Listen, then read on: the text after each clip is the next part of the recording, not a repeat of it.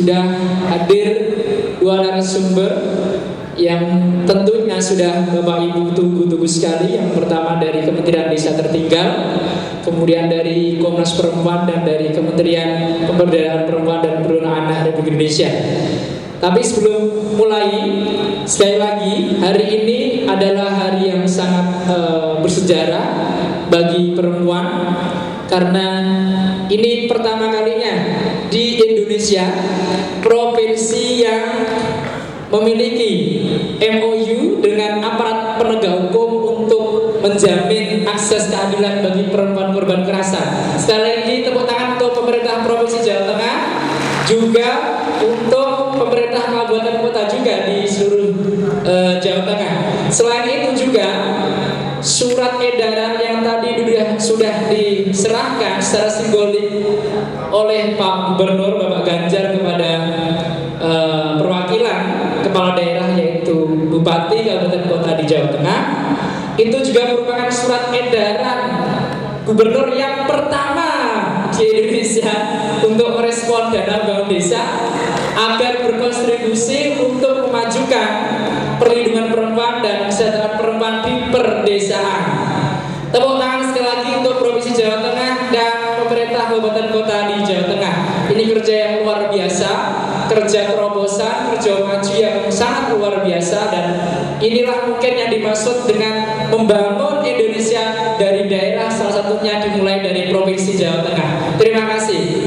Baik Bapak Ibu, sebelum kita mulai diskusi dan dialog kita pada pagi hari ini, saya undang 3 narasumber yang sangat luar biasa. Ya, beliau sudah mempersiapkan, katanya sudah seminggu yang lalu untuk paparan agar tidak mengecewakan. Ada banyak terobosan yang ingin dibocorkan kepada kita semua. Saya undang yang pertama dari Kementerian Desa Tertinggal, Bapak Hannibal Hamidi. Silakan, tepuk tangan untuk Pak Hannibal. Ya, ini yang punya dana yang miliaran rupiah, triliunan rupiah katanya. Terus narasumber yang kedua, saya undang Ibu Nimas dari Kementerian Pemberdayaan Perempuan dan Perlindungan Anak. Silahkan Bu Nimas, tepuk tangan untuk Bu Nimas. Tadi sudah gergeran, saya merinding di ruang ini, harusnya Bu Menteri yang datang. Kalau bisa jadi percontohan katanya. Terima kasih untuk Pak Hannibal dan Ibu Nimas. Narasumber yang ketiga, ini juga tak kalah pentingnya, yaitu Ibu Masruha dari Komnas Perempuan Indonesia. Tepuk tangan untuk Ibu Masruha. Biasa kalau tampang aktivis itu tasnya gede ya. Kalau Pak Hannibal itu yang bawa tasnya ada asistennya. Kalau Mbak Masruha nggak ada asistennya. Ini narasumbernya tidak asing lagi buat kami. Baik. Jadi kalau tadi Pak Ganjar sudah menyampaikan bahwa sebenarnya pembangunan Indonesia itu juga bisa memunculkan inisiatif-inisiatif dan strategi-strategi yang menarik dari desa. Terus kemudian seringkali juga tadi Pak Ganjar menyampaikan bahwa pembangunan terutama di desa itu mengabaikan partisipasi dan keterlibatan perempuan. Bahkan dalam alokasi anggaran tadi Pak Ganjar menyampaikan PKK itu pekerjaannya 10 bidang pokok PKK ya.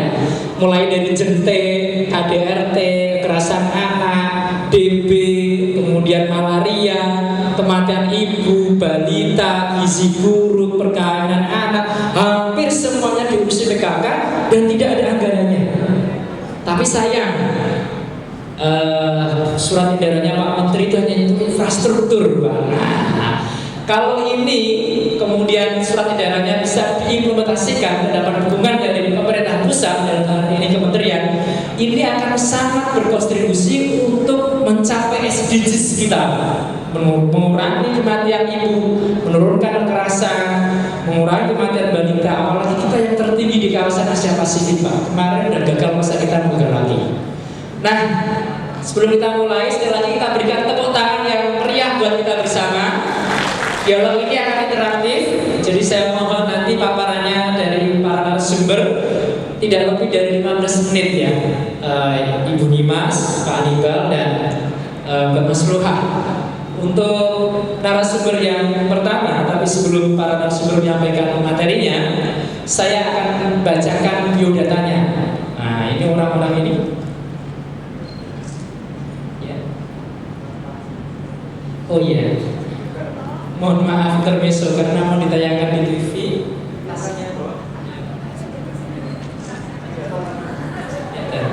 Iya.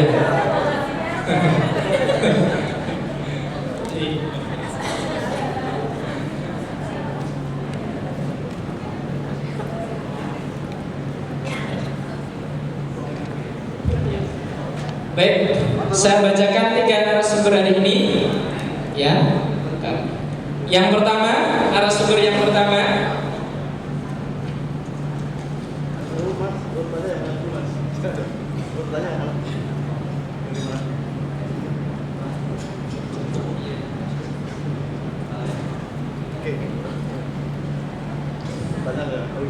Baik, yang pertama saya bacakan CV-nya dari Kementerian Desa Tertinggal. Beliau ini langsung membuat laporan ke Pak Menteri. Jadi dia membuat HP itu laporan terus dia. Nama lengkapnya Hannibal Hamidi ya Pak ya. Panggilannya apa Pak? Pak Hannibal Pak Hamidi. Tapi sering nyebut Pak Hamidi juga ya. Enggak ya Pak Hannibal ya. Kemudian tempat tanggal lahir Bandar Lampung 24 Desember 64 ya, sebentar lagi ulang tahun, selamat ulang tahun Pak ya. Oh satu berita ya. Alamat di Jakarta, pekerjaan Direktur Pelayanan Sosial Dasar Kementerian Desa Pembangunan Daerah Tertinggal dan Transmigrasi. Nomor teleponnya barangkali ada yang mau konsultasi atau pengaduan 081 11991857. Emailnya hannibal2412@gmail.com. Ini kayak kapal sablon Pak ya, 2412. Jenjang pendidikannya kedokteran UNER Erlangga, kemudian kesehatan masyarakat UI, kemudian program doktoral angkatan pertama PDN sampai saat ini ya. Nah, kemudian jenjang karir Kepala Biro Perencanaan Kementerian Pembangunan Desa Tertinggal dan Transmigrasi, dan sekarang Asisten Deputi Kesehatan Kementerian Pembangunan Desa Tertinggal. Oh Direktur, maaf, ini tulisannya oh sebelumnya Asisten Deputi Kesehatan Kementerian Pembangunan Desa Tertinggal dan Transmigrasi, tapi sekarang beliau jabatannya adalah Direktur Pelayanan Sosial Dasar. Tepuk tangan untuk Pak Hannibal. Beliau mungkin 3 hari di Jawa Tengah ya. Terima kasih. Narasumber yang kedua yaitu saya baca nama lengkapnya Ibu Imas Aliyah SEMIKO. Nah, lahir Bengkulu 11 April 61. Wah ini Sumatera semua, janjian tadi ya. Kemudian alamat Jakarta, pekerjaan PNS pada Kementerian Pemberdayaan Perempuan dan Perlindungan Anak. Nomor teleponnya 0821734095. Emailnya, waduh ini susah banget ini. Apa ini? nyimasaliyah@yahoo.com, kecil semua. Jenjang pendidikan Magister Komunikasi dan Sarjana Ekonomi. Magister Ekonomi, Sarjana Ekonomi, sekarang berkecimpung di pemberdayaan atau perlindungan perempuan.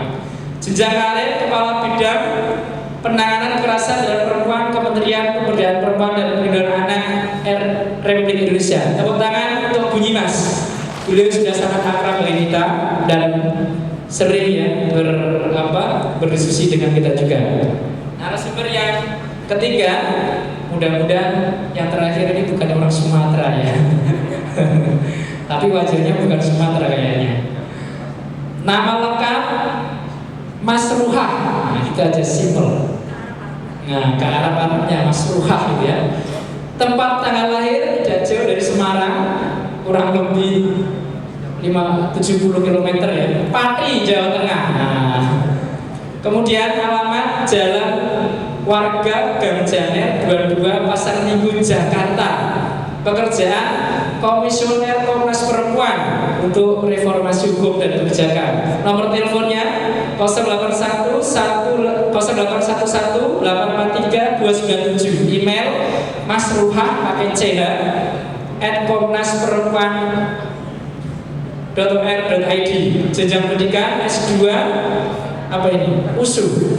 UISU S1 YIN Suka di Jakarta, SLTA Kudus. Jenjang karir Komisioner Komnas Perempuan, Sekjen Koalisi Perempuan Indonesia, apa ini? Caretaker YKF, Direktur YKF 99 sampai 2002, Ketua LKKNO DIY 2001 sampai 2004, dan seterusnya. Dan sebelum narasumber pertama, saya persilakan nanti untuk Pak Hannibal untuk memulai dulu temanya. Setelah itu dilanjut dengan Ibu Nyimas, dan terakhir sesuai permintaan dari Mbak Mas Roha dari Komnas Perempuan. Baik, sebelum Pak Hannibal memulai presentasinya, mohon maaf nih Pak, saya kali ini berkuasa Pak. Kalau di kantor Pak Menteri, tapi kalau di sini adalah saya. Waktunya masih 15 menit. Kasih tepuk tangan untuk meriah untuk Pak Hannibal. Silakan. Boleh berdiri, boleh duduk Pak. Baik, terima kasih. Assalamualaikum warahmatullahi wabarakatuh. Salam sejahtera bagi kita semua. Selamat siang. Yang kami hormati para narasumber beserta moderatornya. Kemudian juga Bapak dan Ibu yang sempat hadir sampai detik hari ini, detik jam ini. Yang kami ingin menyampaikan pada pertama adalah permohonan maaf dari Bapak Dirjen yang seyogianya hadir secara langsung, tetapi ada kepentingan yang luar biasa harus tidak bisa ditinggalkan, maka diwakilkan oleh kami. Bapak dan Ibu yang kami hormati, mohon izin saya lihat saya sedikit. Izin saya berdiri Bapak Ibu. Kami ingin menyampaikan apa yang diharapkan oleh panitia dalam konteks perlindungan perempuan dan anak.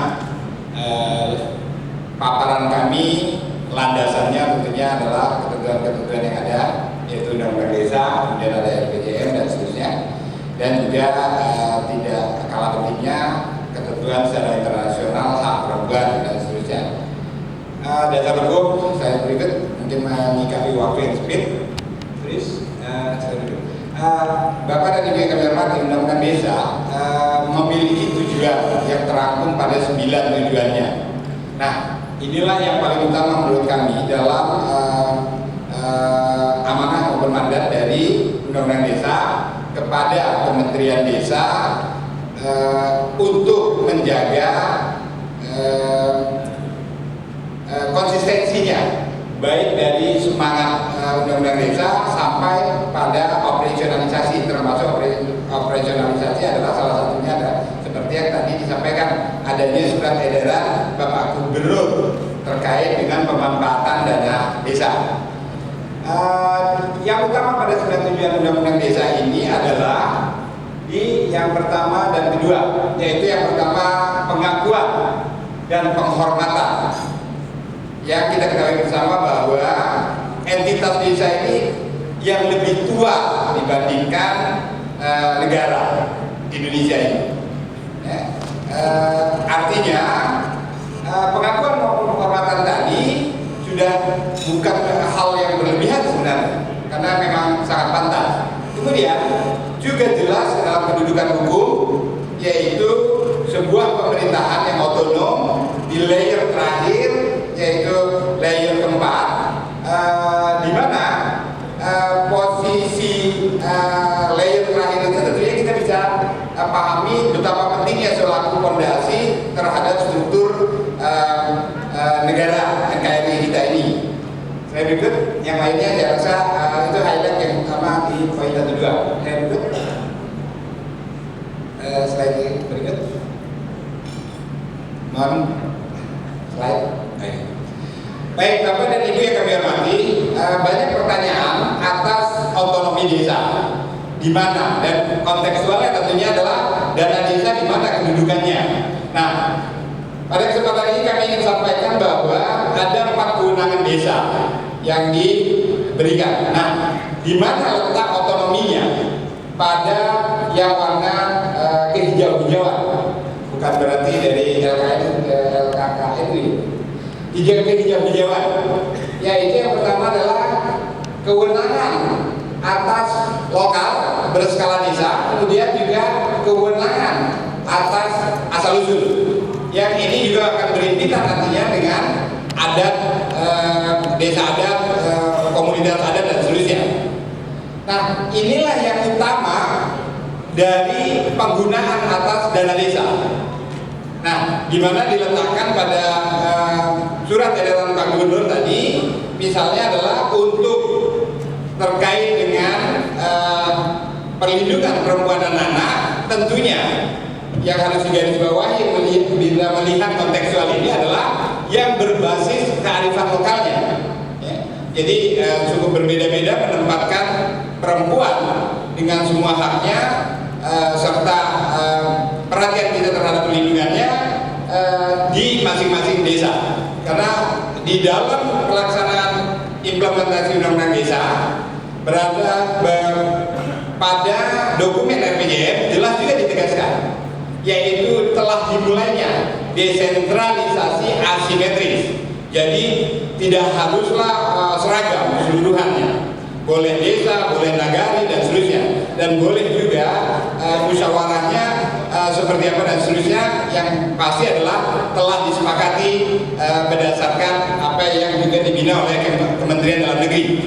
Saya juga. Nah, kemudian tidak kalah pentingnya dalam hal ini terkait dengan nawacita, di mana letak penting dari apa yang moderator sampaikan, yaitu membangun Indonesia dari pinggiran. Banyak diskusi tentang nomenklatur ini. Pinggiran bagi sebagian pihak itu nyatakan bahwa ya biasa saja dibandingkan sisi pusat misalnya. Tapi dari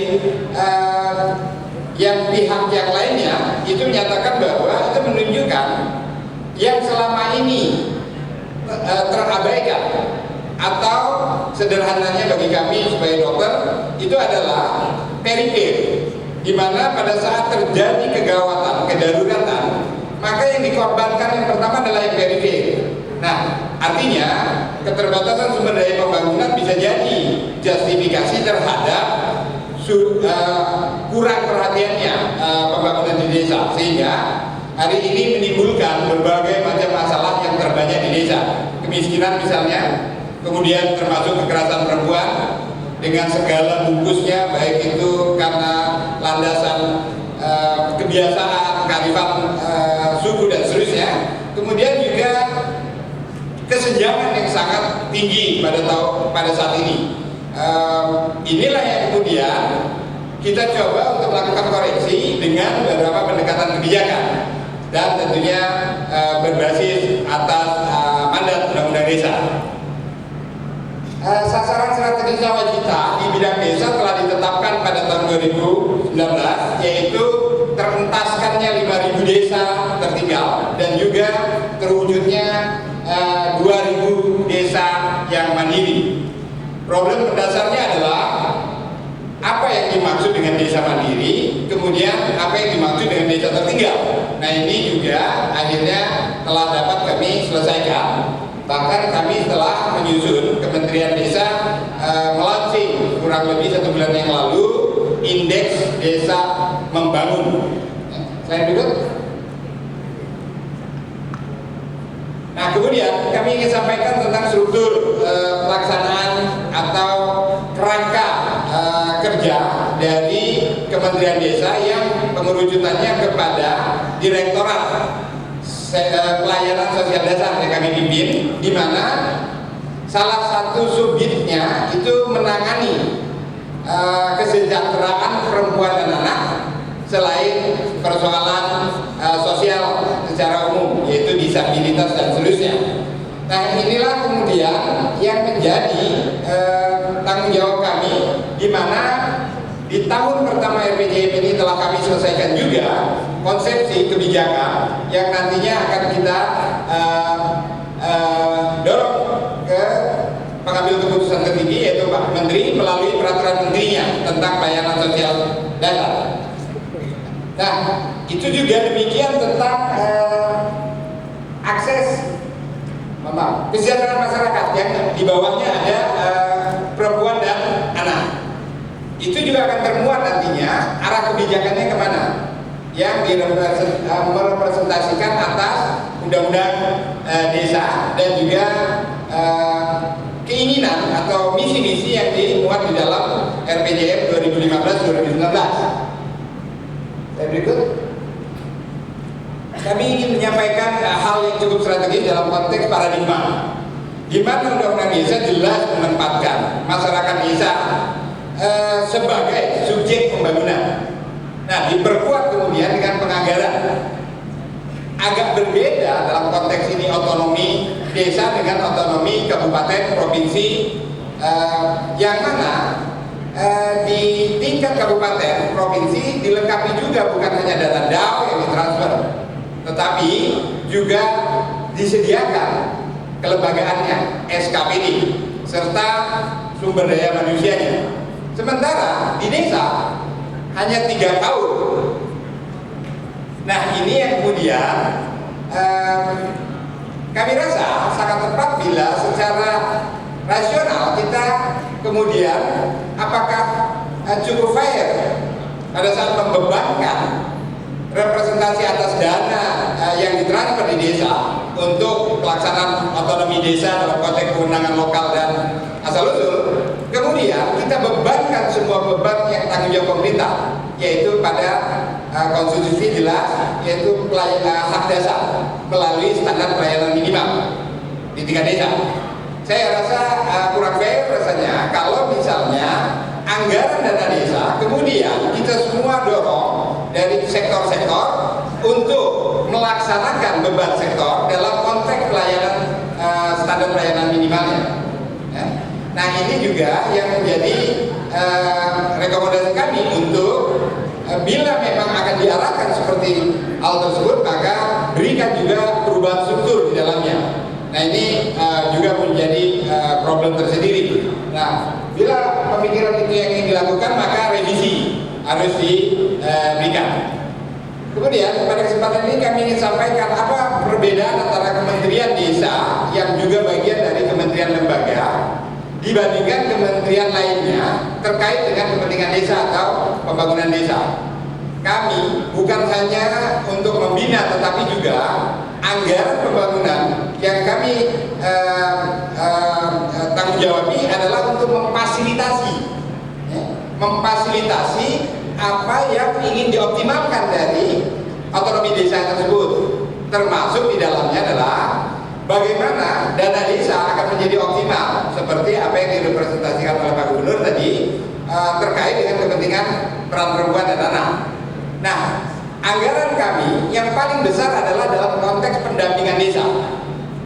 Pendampingan desa untuk apa? Tadi Pak Gubernur menyampaikan sekaligus koreksi pada kami atas kinerja yang kurang optimal, belum optimal, ya, dengan keterlambatan di sana sini.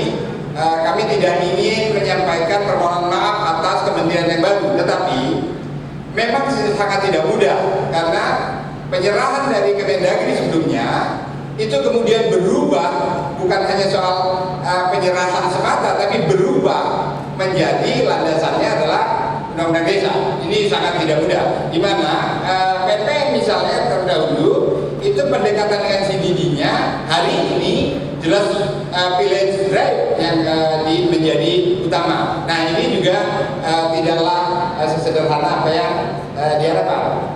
Tapi kami akui bahwa keterlambatan itu menjadi masalah tersendiri bagi teman-teman kepala desa dalam melaksanakan otonominya yang juga punya konsekuensi-konsekuensi lainnya. Nah, ini juga sedang kami pantau terus-menerus. Bapak dan Ibu yang kami hormati, Undang-Undang Desa telah menempatkan prakarsa keinginan masyarakat yang berasal betul-betul dari masyarakat yang menjadi utama di dalam menentukan pembangunannya, melaksanakannya dan seterusnya, termasuk menggunakan sumber anggaran yang ada, baik ADD, alokasi dana desa, atau dana desa yang sangat berbeda ya Bapak dan Ibu. Alokasi dana desa dan dana desa sangat berbeda. Nomenklatur dana desa termuat sangat utuh di Nah, yang dimaksud dengan bagaimana musyawarah desa yang kita harapkan kemudian menghasilkan rencana pembangunan dalam dokumen RPJM-nya seperti apa yang kita inginkan, itulah yang kemudian pendekatannya melalui pendamping desa, di mana diharapkan terjadi transfer knowledge. Ini yang menjadi sangat penting. Jadi tidak bisa kita kemudian mendirect langsung dari atas, ya. Tetapi kita harus melingkar, yaitu mentransfer pengetahuan. Di mana bila kita asumsikan masyarakat desa katakanlah separuh dari apa yang kita miliki dalam berpikir, apakah kemudian kita tidak yakin musyawarah mereka kemudian menganggarkan untuk kepentingan perempuan dan anak dalam konteks perlindungan, selama mereka sendiri sudah mendapatkan keilmuan terkait ini. Nah, ini juga menjadi penting, saya rasa tidak semata-mata dari top down, tetapi dari lagi-lagi musyawarah masyarakat yang kemudian menentukan RPJM desanya, RKP desa atau APBD desa. Nah, ini juga menjadi penting, saya pikir. Terus kami ingin sampaikan beberapa ke arah kebijakan yang kontekstual dengan perlindungan perempuan misalnya. Terus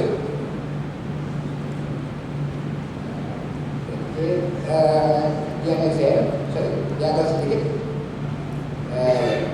ke bawah, ya. Di mana bawah satu lagi, ya. Di sini jelas di poin keempat, menguatkan partisipasi masyarakat dengan arus utama gender.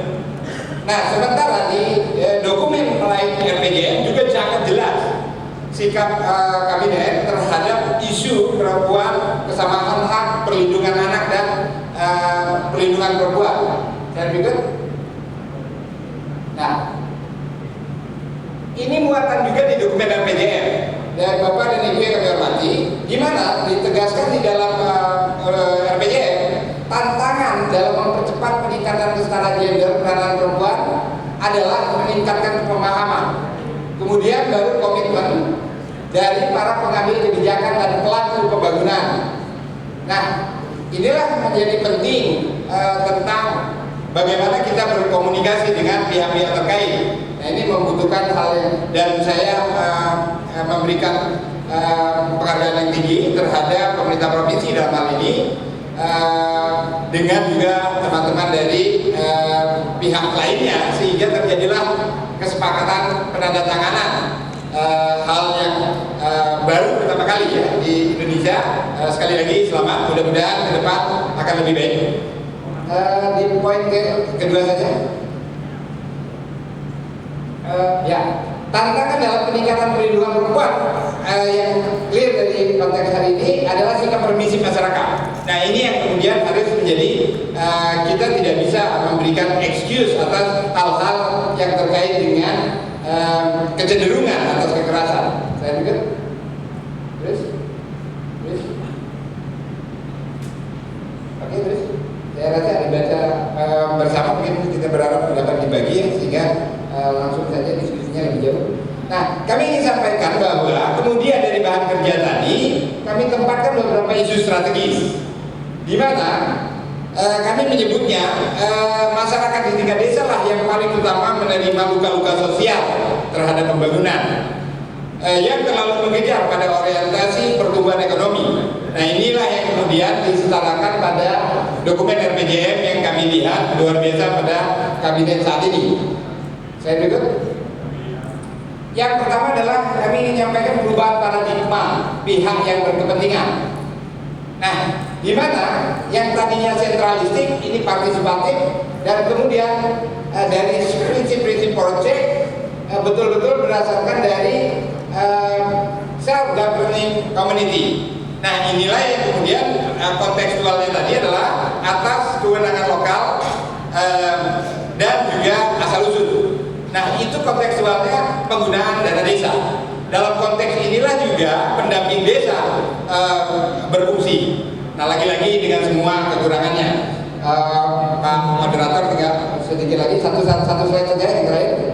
Kami ingin sampaikan rekomendasi kami terkait dengan, terus slide terakhir saja. 3 menit lagi, Pak. Oke. Oh, 3 menit. menit ya. Oke, kalau gitu mohon tadi yang 3 pilarnya program kami. Kami ingin sampaikan betapa sangat dekatnya dan sensitivitas kita terhadap isu sosial sebagai dampak pembangunan juga kami tegaskan dengan 3 pilar pembangunan dan pemberdayaan masyarakat desa. Yang pertama adalah jaring komunitas desa, yaitu jaring komunitas wira desa, penguatan daya dan ekspansi kapabilitas masyarakat desa. Jadi yang utama adalah meningkatkan kapabilitas masyarakat desa, sehingga pada saat individu-individu ini menjadi bagian dari komunitas dan punya pemikiran yang cukup cerdas, maka akan terjadilah perubahan yang bermakna minimal pada musyawarah desanya. Itu paling sederhana, tapi juga berarti menentukan arah pembangunan desa yang disepakati oleh musyawarah desa. Kemudian kami menempatkan lumbung ekonomi desa, di mana pemikiran kita hari ini berapa besar anggaran telah ditransfer di desa. Bagaimana mencegah agar dana desa tersebut tidak segera kembali ke pusat? Ya, tentunya harus dibangun semua kegiatan yang paling mungkin dari desa atau antar perdesaan, sehingga anggaran puluhan triliun tersebut dapat terus beredar di desa dan antar desa. Nah, inilah yang kemudian kami yakini akan mampu merubah konteks struktur ekonomi bangsa, yang kemudian akan juga bermakna terhadap penanganan kemiskinan yang lebih sustain dibandingkan charity dan seterusnya. Nah, kemudian lingkar budaya desa juga demikian, di mana partisipasi masyarakat desa sebagai kerja budaya. Jadi kegiatan ekonomi bahkan juga basisnya itu adalah budaya. Jadi cukup berani kami menempatkan. Nah, implementasinya yang memang ada kesulitan karena rezim perencanaan yang dikawal oleh Bappenas itu dengan indikator-indikator output. Ya. Nah, ini yang kami sedang carikan jalan keluar agar pemahaman teknokrasi pada saat kita mendorong keinginan goodwill yang cukup baik ini, itu kemudian tidak ada problem terhadap base persetujuan dalam proses RKKL dan seterusnya. Slide berikut. Nah, ini ada beberapa yang bisa kami informasikan terkait jaring komunitas wira desa, yaitu pemenuhan kebutuhan dasar pendidikan dan kesehatan, di mana di bawah tanggung jawab kami kita ingin mendorong tentang kesehatan yang memang basis masyarakat, yaitu budaya sehat dan seterusnya. Pendidikan juga kontekstualnya adalah PAUD, dan kemarin Ibu Wapres juga telah menolak di Makassar.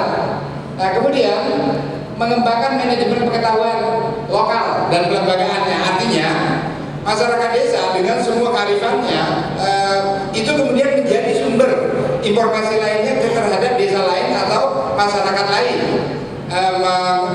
melalui instrumen lagi-lagi pengembangan media, yaitu bisa saja internet salah satunya. Nah, kemudian setiap tindakan dan pengalaman masyarakat desa ini yang dimaksud tentang kemudian menjadi mendukung proses berikutnya. Artinya kecerdasan ini kemudian menjadi pendorong. Jadi tidak sederhana, tapi ini luar biasa menurut kami misi atau visinya. Berikut. Nah, kegiatan prioritas adalah hal tersebut, terus dan seterusnya. Mungkin masuk di slide yang peran perempuan, terus. 1 menit lagi, Pak. Ya. Terus. Ya, terus. Nah, saya jelaskan. Kami ingin sampaikan tentang hak perempuan pedesaan. Berikut, di mana kita ketahui Piagam Internasional tentang Hak bagi Perempuan telah menempatkan beberapa hal strategis yang bisa jadi acuan kerja terhadap perlindungan perempuan. Nah, ini yang kita pelajari kemudian. Saya berikut. Beberapa prinsip yang penting, ada 3 poin. Yang utama pada kewajiban negara yang tadi telah ditunjukkan oleh Pak Gubernur selaku pemerintah tingkat provinsi, telah menunjukkan kewajiban negaranya dengan lagi-lagi mengambil tanggung jawab di depan terhadap proses yang tadi disepakati, dan sekaligus mengambil tanggung jawab untuk mendorong pemanfaatan atas dana desa yang dikelola oleh masyarakat desa pada arah yang diharapkan. Hanya memang tergantung nanti musyawarah desa yang menghasilkan seperti apa, apakah berkorelasi dan tidak. Nah, saya berikut. Nah, di poin tanggung jawab negara menjadi penting. Ya, kita sudah menyepakati tentang kesepakatan ini. Jadi tanggung jawab negara dalam hal ini apa yang dicontohkan oleh Pak Gubernur yang saya dengar akan dicontohkan ke daerah-daerah lain, saya rasa akan sangat bermakna. Jadi ini adalah fondasi bagi kesejahteraan anak dan ibu di kemudian hari. Rekomendasi saja. Terus. Di atas ini, yang tadi ada merah. Kami ingin sampaikan bahwa terkait dana penggunaan dana desa atau di atas. Jelas ada 3 peraturan menteri untuk operasionalisasi. Kemudian di poin yang kedua kami tegaskan bahwa bersepakat semua pihak termasuk di dalam muatan aturan itu menempatkan sinkronisasi atau termuat di dalam kerangka RPJM desa adalah satu-satunya untuk dapat beroperasionalnya apapun kegiatan yang dari luar desa. Nah, ini kemudian dipertanyakan oleh teman-teman, di mana letak kesatuan NKRI? Tidak pernah bermasalah dalam konteks itu. Tidak pernah kita temukan assessment hari ini perpecahan NKRI terancam dengan otonomi desa. Tetapi yang kita ketahui adalah assessmentnya adalah terancam atas kesejahteraan yang begitu senjang. Nah, ini yang saya rasa menjadi penting. Rekomendasi kami dalam konteks ini di slide yang terakhir ini, terus. Bahwa gagasan optimalisasi dana desa atas manfaat perlindungan perempuan bisa, tetapi harus dipastikan melalui transfer pengetahuan, didukung dengan yang tadi sebagai arahan atau koridor.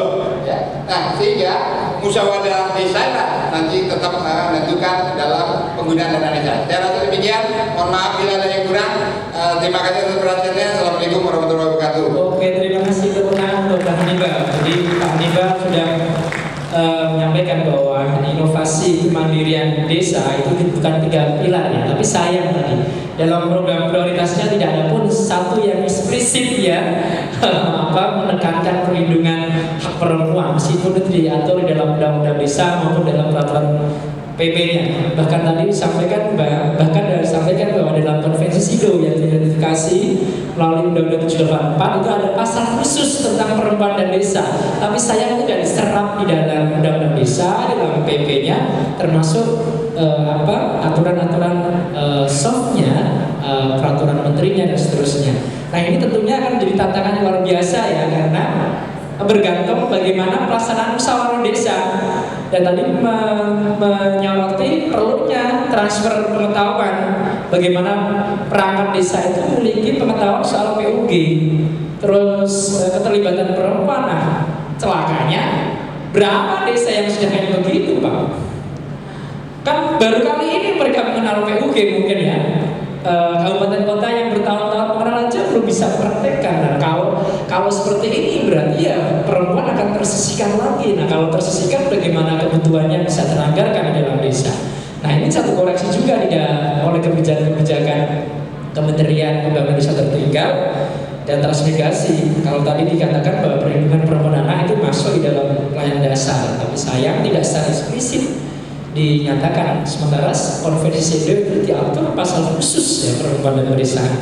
Nah, sekarang kita melihat nih, kalau tadi Pak Hannibal udah menantang, kan nanti masuknya di musyawarah desa gitu ya, perempuan untuk berpartisipasi dan menyampaikan segala kebutuhannya. Nah, sekarang tantangannya bagaimana kondisi organisasi perempuan, bunyi Mas? Bagaimana kondisinya organisasi perempuan di desa? Bagaimana kualitas perempuan?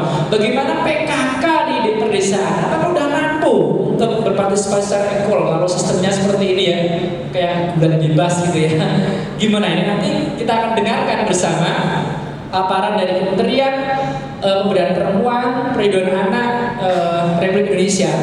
Seperti apa nih strateginya untuk penguatan organisasi perempuan di pedesaan agar bisa berpartisipasi dalam musyawarah desa untuk memperoleh manfaat yang setara atas anggaran yang berlimpah sekali.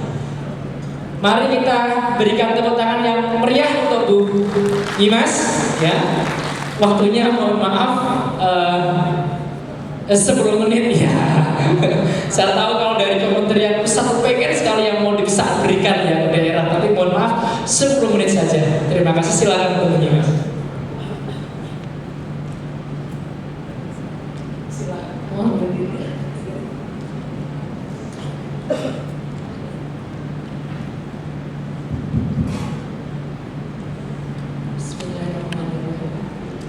Assalamualaikum warahmatullahi wabarakatuh.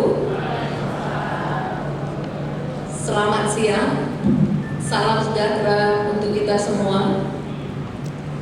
Yang saya hormati Bapak Direktur Pembangunan Masyarakat Desa, Kementerian PDP, Pembangunan Desa Tertinggal. Yang saya hormati Ibu Mas Urwa dari Komisi Nasional Anti Kekerasan Terhadap Perempuan. Tak kalah pentingnya yang sangat saya hormati dan saya banggakan Mas Oji ya, Pak Nur Rozi. Luar biasa semangat beliau ya, membawa isu gender, dan ini merupakan pelibatan laki-laki ya yang sekarang sedang gencar juga untuk membahas tentang isu perempuan dan anak ya.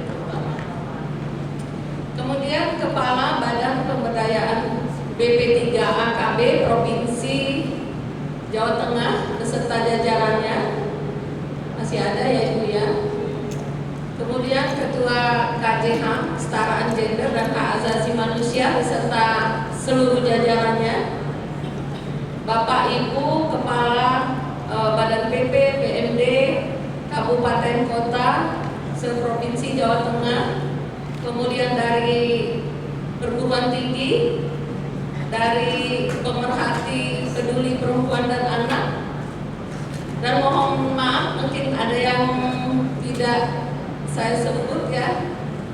Semua Bapak Ibu hadirin yang kami cintai, pertama saya menyampaikan apresiasi yang sangat tinggi ya kepada Provinsi Jawa Tengah yang sudah melaksanakan MOU tentang akses keadilan bagi perempuan dan anak korban kekerasan.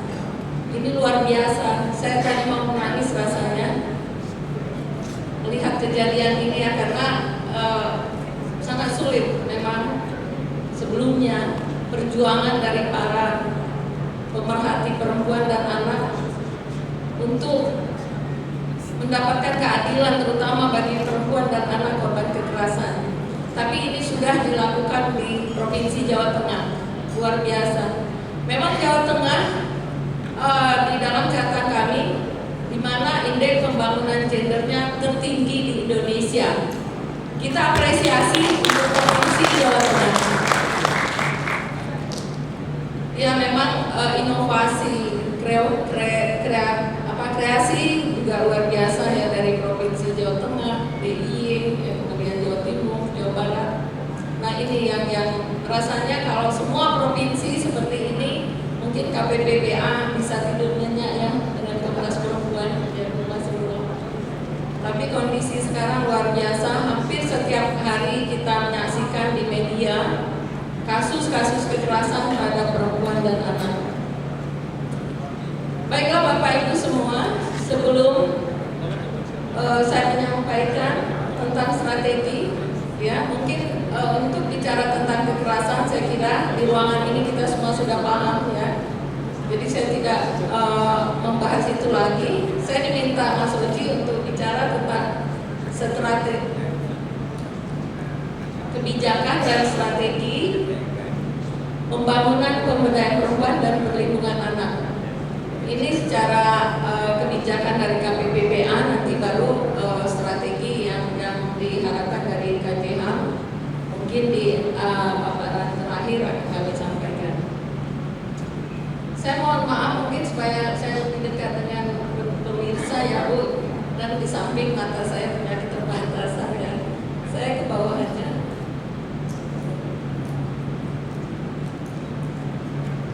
Baiklah Bapak Ibu, sebelum kita bicara strategi, kita lihat dulu kondisi umum pemberdayaan perempuan dan perlindungan anak di Indonesia.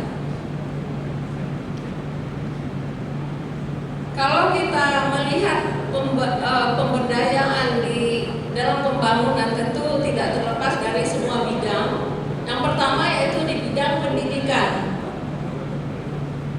Di bidang pendidikan terjadi peningkatan angka melek huruf perempuan mencapai 4%, sementara laki-laki 1,5%. Walaupun pada 2012 masih terdapat 4,22% laki-laki dan 9,33% perempuan berusia 15 tahun ke atas yang masih buta huruf. Kemudian terdapat 81,53% anak yaitu umur 5 sampai 17 tahun yang masih bersekolah dan 6,32% yang tidak bersekolah dan 12,25% yang belum pernah sekolah.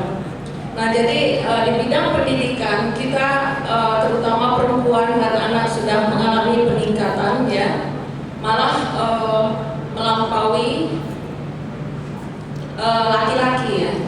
Mungkin Bapak Ibu sering melihat kalau ada wisuda di sebuah perguruan tinggi ya. Teman saya Bu Yuni dari Undip, benar nggak Bu Yuni kalau setiap wisuda itu biasanya yang ranking 1 sampai 17 itu perempuan? Ya. Saya pernah menghadiri wisuda 1 sampai 8 itu perempuan nanti. Nah, ternyata di bidang pendidikan perempuan sudah bisa melampaui laki-laki. Kemudian di bidang ekonomi, persentase perempuan yang bekerja sebesar 47,91% dibandingkan laki-laki sebesar 79,57%. Sedangkan perempuan yang mengurus rumah tangga 36,97% dibanding laki-laki hanya 1,63%. Hal ini menunjukkan bahwa pada umumnya laki-laki harus bekerja di ruang pabrik, sementara pekerjaan domestik mayoritas dilakukan oleh perempuan. Demikian pula dengan upah pekerja laki-laki lebih tinggi daripada pekerja perempuan. Ternyata walaupun di bidang pendidikan perempuan sudah bisa melampaui laki-laki, ternyata di bidang ketenagakerjaan anjlok lagi. Ya, kenapa? Ternyata permasalahan-permasalahan perempuan, kesetaraan gender ini masih merupakan isu yang perlu terus-menerus kita diskusikan bersama. Ketika perempuan mau keluar rumah, mau bekerja, meninggalkan anak, meninggalkan keluarga, nah ini masih banyak mengalami tantangan. Kalau di Jakarta itu permasalahannya ketika anak mereka masih balita, tidak ada yang mengasuh, yang mengawasi, sehingga perempuan memutuskan untuk mengasuh anak dan berhenti dari pekerjaan. Nah, ini masih banyak yang mengalami seperti itu. Saya sering tanya juga ketika perempuan-perempuan kita yang baru berkeluarga, mereka lebih mementingkan bagaimana kestabilan rumah tangga, bagaimana anak-anak mereka sehat, belum berpikir bagaimana karir ke depan, terutama untuk pekerjaannya seperti itu. Lanjut, di bidang politik dan pengambilan keputusan, ini terjadi peningkatan jumlah perempuan terpilih menjadi wakil rakyat pada periode 2009-2014. Walaupun di 2015 ternyata ada penurunan ya, terutama di Provinsi Jawa Barat ya, itu kuota 30% malah melampaui pada periode 2009-2014. Walaupun belum mencapai 30%, ternyata di berdasarkan data menunjukkan anggota MPR perempuan 20%, DPR 18%, kemudian DPD 28%, sedangkan di parpol PKB ini yang paling tinggi 25% dan PKS yang terendah 2,5%. Nah, ini mungkin masukan untuk pengurus-pengurus partai, terutama para kader-kader perempuan. Kemudian kita lihat posisi Menteri Perempuan yang di 2015 ini juga mengalami peningkatan. Sebelumnya ada 4 Menteri Perempuan. Di 2015 Menteri Perempuan kita ada 8 Menteri. Pertama Menteri Kesehatan, Menteri Luar Negeri, Menteri Pemberdayaan Perempuan ya, pasti perempuan ya. Hingga saat ini ternyata belum pernah laki-laki yang menjadi Menteri Pemberdayaan Perempuan. Mudah-mudahan ke depan akan ada ya, Mas Oji. Karena bicara soal perempuan itu tidak hanya perempuan saja. Kita ingin laki-laki lebih banyak membicarakan isu perempuan dan anak. Seperti tadi kami bangga sekali melihat Pak Ganjar Pranowo ya membahas, menyampaikan isu tentang perempuan dan anak ya, dan sangat peduli tentang isu perempuan dan anak ini. Kemudian perempuan yang menduduki jabatan eselon 1 hanya 16,41% dan eselon 2 12,84%.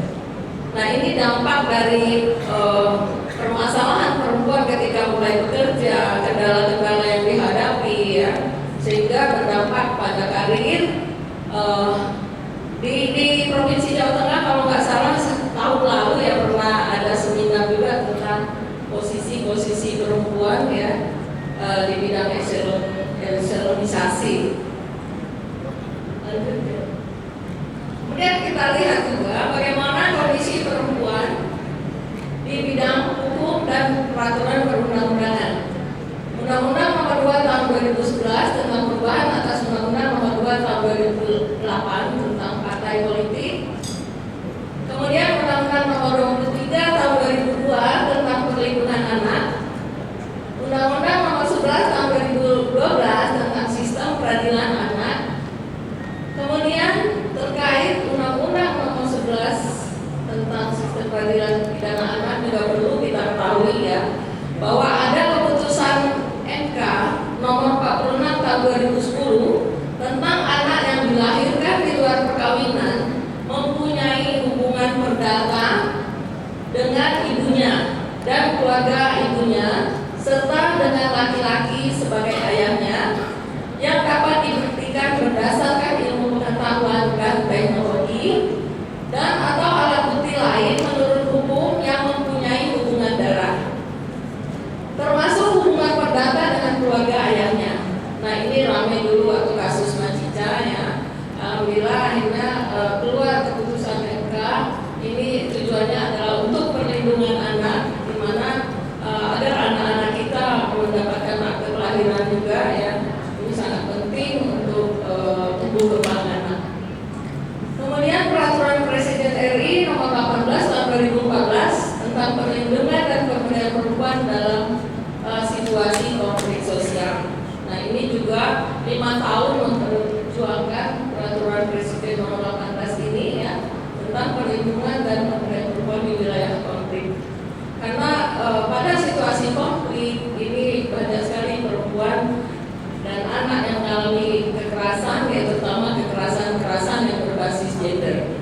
Kemudian kita apresiasi juga tadi undang-undang tentang Undang-Undang Nomor 6 Tahun 2014 tentang pemerintahan desa. Di sana kita lihat ya dan juga disampaikan oleh Bapak Direktur tadi sudah responsif gender, di mana dalam pasal-pasalnya banyak isu tentang pengharusutamaan gender di dalamnya. Nah, jadi mudah-mudahan ini merupakan peluang, merupakan kesempatan kita bagi para perempuan ya, mulai dari desa ya, untuk mengambil posisi-posisi penting ya, supaya kita mencapai kesetaraan. Saya kemarin lihat pas masuk Semarang itu Semarang kota kesetaraan ya. Betul ya Mas? Iya. Mohon maaf kurang paham Bu. Baik, saya lanjutkan lagi ke 5 menit ini mudah-mudahan yang terakhir Mas. Nah, ini sasaran pembangunan 2015.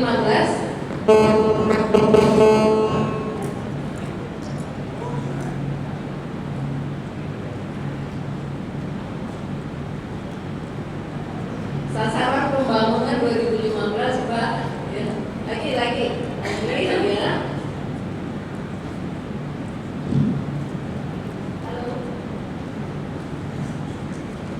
Oh ya. Lagi di atasnya. Ya ini. Ya ini. Sebelum kita lihat tentang strategi untuk pembangunan desa, kita lihat kebijakan dan strategi pembangunan perlindungan anak ya.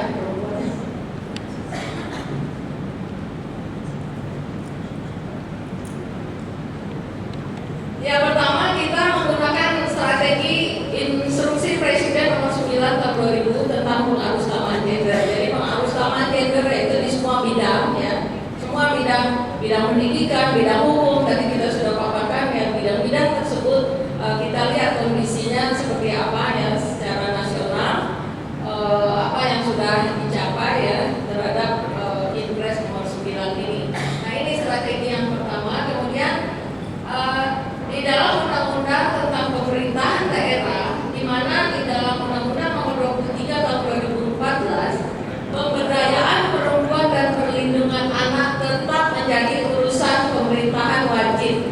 Ya, jadi nggak bisa ditawar lagi, ini urusan pemerintahan wajib. Kalau tidak dilaksanakan, hukumnya dosa. Saya pinjam kata-kata orang Kementerian Dalam Negeri ya, Dirjen Oda. Jangan sampai nanti di pada masa kita sebagai pengambil keputusan, mengambil kebijakan di sini saya lihat para pengambil kebijakan semua ya, perpanjangan tangan kami melalui provinsi melalui kabupaten kota sampai ke tingkat desa. Pak Anies sering bilang jangan sampai nanti saya lihat ibu kok di sebelah kiri. Kenapa? Ternyata urusan wajib tidak dilaksanakan. Gitu. Kemudian jumlah perempuan dan anak itu 70%. Jadi wajar lah tadi Bapak bilang kalau di pemerintahan desa itu harus melibatkan partisipasi perempuan, akses perempuan, kontrol perempuan.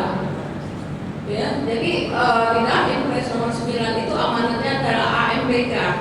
Bagaimana perempuan bisa mengakses dana desa? Bagaimana perempuan bisa memanfaatkan? Bagaimana perempuan bisa berpartisipasi di dalam pembangunan desa?